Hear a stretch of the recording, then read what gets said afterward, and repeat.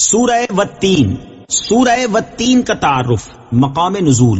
سورہ والتین مکہ مکرمہ میں نازل ہوئی ہے۔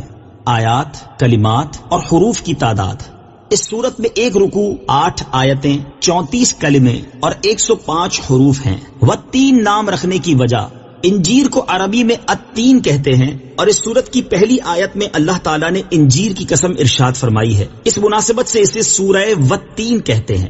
سورہ والتین سے متعلق حدیث: حضرت برا بن عازب رضی اللہ تعالی عنہ فرماتے ہیں، بخاری شریف کی حدیث ہے، میں نے عشاء کی نماز میں حضور پر نور صلی اللہ تعالی علیہ وآلہ وسلم کو والتین والزیتون کی تلاوت کرتے ہوئے سنا۔ میں نے آپ صلی اللہ تعالی علیہ وآلہ وسلم سے زیادہ اچھی آواز کے ساتھ قراءت کرتے ہوئے کسی کو نہیں سنا۔ سورہ والتین کے مضامین: اس سورت کا مرکزی مضمون یہ ہے کہ اس میں انسان اور اس کے عقیدے سے متعلق کلام کیا گیا ہے، اور اس میں یہ مضامین بیان ہوئے ہیں۔ نمبر 1، اس سورت کی ابتدا میں اللہ تعالیٰ نے انجیر، زیتون، مبارک پہاڑ طور سینا اور امن والے شہر مکہ مکرمہ کی قسم کھا کر ارشاد فرمایا کہ بے شک ہم نے آدمی کو سب سے اچھی صورت میں پیدا کیا ہے۔ نمبر 2، یہ بتایا گیا کہ اگر آدمی نے اللہ تعالیٰ کی وحدانیت کا اقرار نہیں کیا اور نبی کریم صلی اللہ تعالی علیہ وآلہ وسلم کی تصدیق نہ کی تو اسے جہنم کے سب سے نچلے طبقے میں ڈال دیا جائے گا، اور جن لوگوں نے اللہ تعالیٰ کو واحد معبود مانا، اس کے حبیب صلی اللہ تعالی علیہ وآلہ وسلم کی تصدیق کی اور انہوں نے اچھے کام کیے تو ان کے لیے بے انتہا ثواب ہے۔ نمبر 3، اس سورت کے آخر میں مرنے کے بعد دوبارہ زندہ کیے جانے اور حساب و جزا کا انکار کرنے والے کی مذمت بیان کی گئی ہے۔ سورہ علم نشرح کے ساتھ مناسبت: سورہ والتین کی اپنے سے ماں قبل سورت علم نشرح کے ساتھ مناسبت یہ ہے کہ سورہ علم نشرح میں تخلیق اور خلق کے اعتبار سے سب سے کامل انسان کی شخصیت اور سیرت مبارکہ بیان کی گئی، اور اس سورت میں نوع انسانی کا حال بیان کیا گیا ہے۔ بسم اللہ الرحمن الرحیم۔ ترجمہ: اللہ کے نام سے شروع جو نہایت مہربان رحمت والا ہے۔ والتین والزیتون وطور سینین وهذا البلد الامین۔ ترجمہ: انجیر کی قسم اور زیتون کی قسم اور طور سینا اور اس امن والے شہر کی۔ والتین والزیتون، انجیر کی قسم اور زیتون کی قسم۔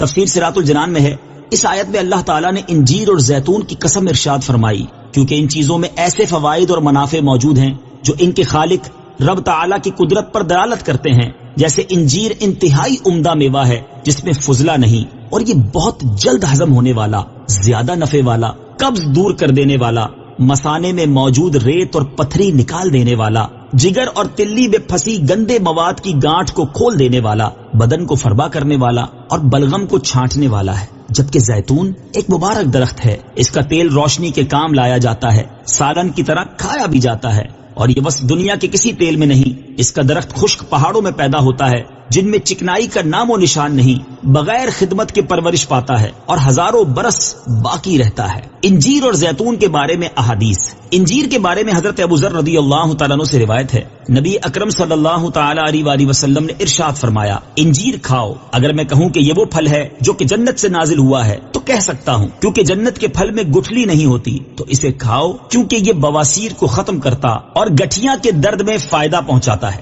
اور زیتون کے بارے میں ایک اور مقام پر اللہ تعالیٰ نے ارشاد فرمایا، وَشَجَرَةً تَخْرُجُ مِن طُورِ سَيْنَاءَ تَنبُتُ بِالدُّهْنِ وَصِبْغٍ لِّلْآكِلِينَ۔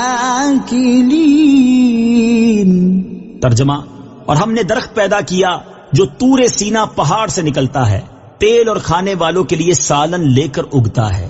اور حضرت معاذ بن جبل رضی اللہ تعالی عنہ سے روایت ہے، حضور انور صلی اللہ تعالی علیہ وآلہ وسلم نے ارشاد فرمایا، برکت والے درخت زیتون کی مسواک بہت اچھی ہے کیونکہ یہ منہ کو خوشبودار کرتی اور اس کی بدبو زائل کرتی ہے۔ یہ میری اور مجھ سے پہلے انبیاء کرام علیہ الصلوۃ والسلام کی مسواک ہے۔ وَطُورِ سِینِین، اور طور سینا۔ تفسیر صراط الجنان میں ہے، طور وہ پہاڑ ہے جس پر اللہ تعالیٰ نے حضرت موسیٰ علیہ السلام کو اپنے ساتھ کلام کرنے سے مشرف فرمایا. اور سینا اس جگہ کا نام ہے جہاں یہ پہاڑ واقع ہے، اور اس جگہ کو سینا اس کے خوش منظر ہونے یا مبارک ہونے کی وجہ سے کہتے ہیں. بعض مفسرین کے نزدیک طور سینا سے مراد خوش منظر یا مبارک پہاڑ ہے، اور بعض مفسرین کے نزدیک ہر اس پہاڑ کو طور سینا کہتے ہیں جہاں کثرت سے پھلدار درخت ہوں. اس سے معلوم ہوا کہ جس جگہ اور مقام کو اللہ تعالیٰ کے مقبول بندوں کے ساتھ نسبت حاصل ہو جائے وہ جگہ بھی اللہ تعالیٰ کی بارگاہ میں عظمت والی ہو جاتی ہے. وَهَذَا الْبَلَدِ الْأَمِينِ، اور اس امن والے شہر کی. تفسیر صراط الجنان میں ہے یعنی اور اس امن والے شہر مکہ مکرمہ کی قسم.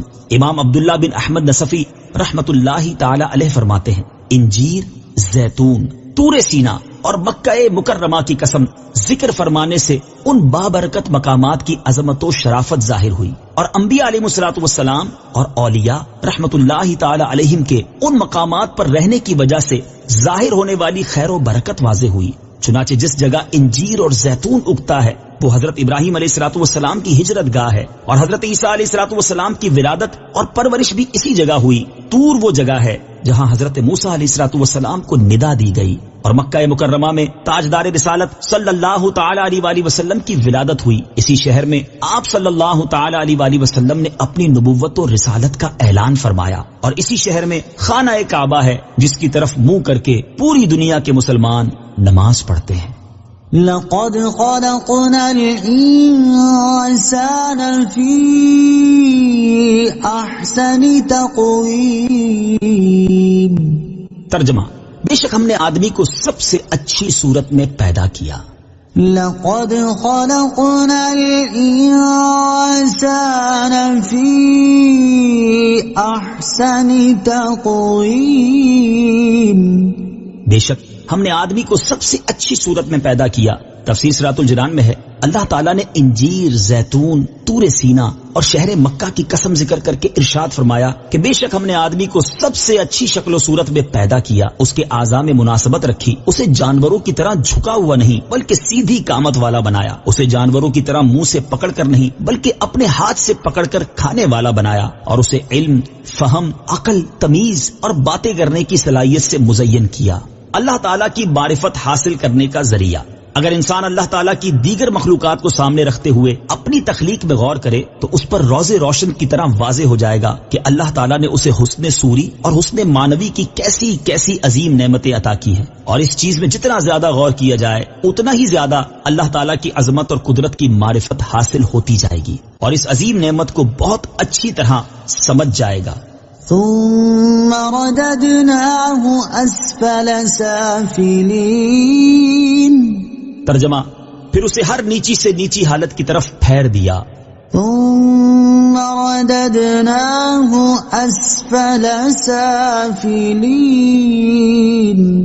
پھر اسے ہر نیچی سے نیچی حالت کی طرف پھیر دیا. تفسیر صراط الجنان میں ہے اس کا ایک معنی یہ ہے کہ انسان کو سب سے اچھی صورت پر پیدا کرنے کے بعد اسے بڑھاپے کی طرف پھیر دیا، اور اس وقت بدن کمزور، اعضاء ناکارہ، عقل ناقص، پشت خم اور بال سفید ہو جاتے ہیں، جلد میں جھریاں پڑ جاتی ہیں اور وہ اپنی ضروریات انجام دینے میں مجبور ہو جاتا ہے. دوسرا معنی یہ ہے کہ جب اس نے اچھی شکل و صورت کی شکر گزاری نہ کی، اللہ تعالیٰ کی نافرمانی پر جمع رہا اور ایمان نہ لایا، تو اس کا انجام یہ ہوا کہ ہم نے جہنم کے سب سے نچلے درکات کو اس کا ٹھکانہ کر دیا. آیت: ثم رددناه اسفل سافلين. سے حاصل ہونے والی معلومات. اس سے 3 باتیں معلوم ہوئیں. نمبر 1، اللہ تعالیٰ کی عبادت پر کمر بستہ ہونے کے لیے بڑھاپے کو منتخب کرنا عقل مندی نہیں، کیونکہ بڑھاپے میں عبادت کے لیے اعضاء میں وہ طاقت باقی نہیں رہتی جو جوانی میں ہوتی ہے. نمبر 2، اللہ تعالیٰ نے ہمیں انسانی شکل و صورت کی جو نعمت عطا کی ہے اس کا شکر کرتے ہوئے ہمیں اس کی نافرمانی کرنے سے بچنا چاہیے. نمبر 3، پیدائش کے بعد طاقت اور قوت دینا اور اس کے بعد کمزوری کی طرف لوٹا دینا اس بات کی دلیل ہے کہ جو ذات اس چیز پر قادر ہے وہ ہماری موت کے بعد ہمیں دوبارہ زندہ کرنے پر بھی قادر ہے. اسی چیز کو بیان کرتے ہوئے ایک اور مقام پر اللہ تعالیٰ نے ارشاد فرمایا: وَمَن نُعَمِّرْهُ نُنَكِّسْهُ فِي الْخَلْقِ أَفَلَا يَعْقِلُونَ. ترجمہ: اور جسے ہم لمبی عمر دیتے ہیں تو خلقت و بناوٹ میں ہم اسے الٹا پھیر دیتے ہیں، تو کیا وہ سمجھتے نہیں؟ اور ارشاد فرمایا يا أيها الناس إن كنتم في ريب من البعث فإنا خلقناكم من تراب ثم من نطفة ثم من علقة ثم من مضغة مخلقة وغير مخلقة لنبين لكم ونقر في الأرحام ما نشاء إلى أجل مسمى ثم نخرجكم طفلا ثم لتبلغوا أشدكم ومنكم من يتوفى ومنكم من يرد إلى أرذل العمر لكي لا يعلم من بعد علم شيئا. ترجمہ: اے لوگو، اگر تمہیں قیامت کے دن اٹھنے کے بارے میں کچھ شک ہو تو اس بات پر غور کر لو کہ ہم نے تمہیں مٹی سے پیدا کیا، پھر پانی کی ایک بوند سے، پھر جمے ہوئے خون سے، پھر گوشت کی بوٹی سے جس کی شکل بن چکی ہوتی ہے اور ادھوری بھی ہوتی ہے، تاکہ ہم تمہارے لیے اپنی قدرت کو ظاہر فرمائیں، اور ہم ماؤں کے پیٹ میں جسے چاہتے ہیں اسے ایک مقرر مدت تک ٹھہرائے رکھتے ہیں، پھر تمہیں بچے کی صورت میں نکالتے ہیں، پھر عمر دیتے ہیں تاکہ تم اپنی جوانی کو پہنچو، اور تم میں کوئی پہلے ہی مر جاتا ہے اور کوئی سب سے نکمی عمر کی طرف لوٹایا جاتا ہے، تاکہ بالآخر جاننے کے بعد کچھ نہ جانے۔ إلا الذين آمنوا وعملوا الصالحات فلهم أجر غير ممنون. ترجمہ: مگر جو ایمان لائے اور انہوں نے اچھے کام کیے تو ان کے لیے بے انتہا ثواب ہے۔ إلا الذين آمنوا، مگر جو ایمان لائے، تفسیر صراط الجنان میں ہے یعنی جو لوگ ایمان لائے اور انہوں نے اچھے کام کیے تو ان کے لیے بے انتہا ثواب ہے، اگرچہ بڑھاپے کی کمزوری کے باعث وہ جوانی کی طرح کثیر عبادات بجا نہ لا سکے اور ان کے عمل کم ہو جائیں، لیکن اللہ تعالیٰ کے کرم سے انہیں وہی اجر ملے گا جو جوانی اور قوت کے زمانے میں عمل کرنے سے ملتا تھا، اور ان کے اتنے ہی عمل لکھے جائیں گے جتنے جوانی میں لکھے جاتے تھے، اور جہنم کے سب سے نچلے درکات ان کا ٹھکانہ نہ ہوگا۔ اسی طرح کا معاملہ ایک حدیث پاک میں بھی بیان کیا گیا ہے، چنانچہ حضرت ابو موسیٰ اشعری رضی اللہ تعالی عنہ سے روایت ہے، رسول اللہ صلی اللہ تعالی علیہ وآلہ وسلم نے ارشاد فرمایا، مسلمان بندہ جب بیمار ہو جائے یا سفر میں ہو تو اس کے لیے ان اعمال کا ثواب لکھا جائے گا جو وہ تندرست اور مقیم ہونے کی حالت میں کیا کرتا تھا، لیکن بیماری یہ سفر کی وجہ سے نہ کر پایا۔ آیت إلا الذين آمنوا سے حاصل ہونے والی معلومات۔ اس آیت سے دو باتیں معلوم ہوئی، نمبر ایک، ایمان اعمال پر مقدم ہے اور ایمان کے بغیر کوئی نیکی درست نہیں، نمبر دو، لمبی عمر ملنا اور اعمال کا نیک ہونا بہت بڑی نعمت ہے۔ حضرت ابو بکرہ رضی اللہ تعالی عنہ فرماتے ہیں، ایک اعرابی نے بارگاہ رسالت صلی اللہ تعالی علیہ وسلم میں عرض کی، یا رسول اللہ صلی اللہ تعالی علیہ وآلہ وسلم، لوگوں میں سب سے بہتر کون ہے؟ ارشاد فرمایا، وہ شخص سب سے بہتر ہے جس کی عمر لمبی ہو اور عمل نیک ہو۔ اس نے عرض کی، لوگوں میں سب سے برا کون ہے؟ ارشاد فرمایا، وہ شخص سب سے برا ہے جس کی عمر لمبی ہو اور عمل برے ہوں۔ فما يكذبك بعد بالدين أليس الله بأحكم الحاكمين. ترجمہ: تو اب کون سی چیز تجھے انصاف کے جھٹلانے پر آمادہ کرتی ہے؟ کیا اللہ سب حاکموں سے بڑھ کر حاکم نہیں؟ فما يكذبك بعد بالدين، تو اب کون سی چیز تجھے انصاف کے جھٹلانے پر آمادہ کرتی ہے؟ تفسیر صراط الجنان میں ہے یعنی اے کافر انسان، کیا تو نے اپنی صورت میں، اپنی تخلیق کی ابتدا میں، اپنی جوانی اور بڑھاپے میں غور نہیں کیا تاکہ تو یہ کہہ دیتا کہ جو ذات ان چیزوں پر قادر ہے وہ اس بات پر بھی قادر ہے کہ مجھے مرنے کے بعد دوبارہ زندہ کر دے اور مجھ سے میرے اعمال کا حساب لے. اور اس قطعی دلیل اور روشن حجت کے بعد اب کون سی چیز تجھے انصاف کے دن کو جھٹلانے پر آمادہ کرتی ہے؟ اور تو اللہ کی یہ قدرتیں دیکھنے کے باوجود کیوں مرنے کے بعد اٹھائے جانے، قیامت کے دن حساب ہونے اور اعمال کی جزا ملنے کا انکار کرتا ہے؟ أليس الله بأحكم الحاكمين؟ کیا اللہ سب حاکموں سے بڑھ کر حاکم نہیں؟ تفسیر صراط الجنان میں ہے. حضرت ابو ہریرہ رضی اللہ تعالی عنہ سے روایت ہے، حضور پرنور صلی اللہ تعالی علیہ وآلہ وسلم نے ارشاد فرمایا، جو سورہ والتين والزيتون پڑھتے ہوئے أليس الله بأحكم الحاكمين؟ پڑھے تو اسے چاہیے کہ وہ یہ کہے بلى وأنا على ذلك من الشاهدين، یعنی کیوں نہیں، یقیناً ہے اور میں اس بات پر گواہوں میں سے ہوں. صدق الله العظيم.